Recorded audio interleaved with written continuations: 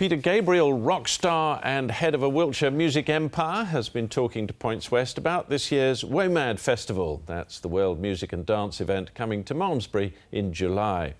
Gabriel set up the festival back in the 80s, and after last year's mud bath, he is praying for sunshine.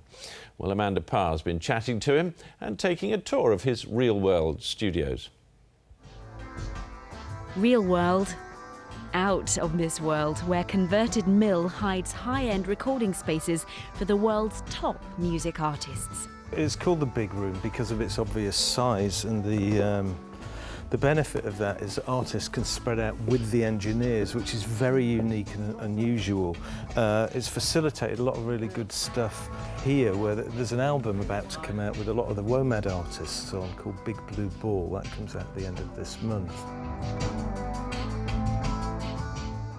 So, come on, give us some stars. Who's been in this room and worked before? Kylie Minogue, Robbie Williams, New Order, Happy Mondays, full spectrum really.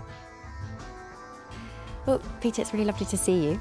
Thank you very much. Let's talk about WOMAD first of all. Your baby, set up in the early 80s. In 1980 we started it. I sort of rang around a few friends and that I knew were into music, and we were a bunch of rank amateurs really. We didn't really know what we were doing, and the cynical business said we'd never survive.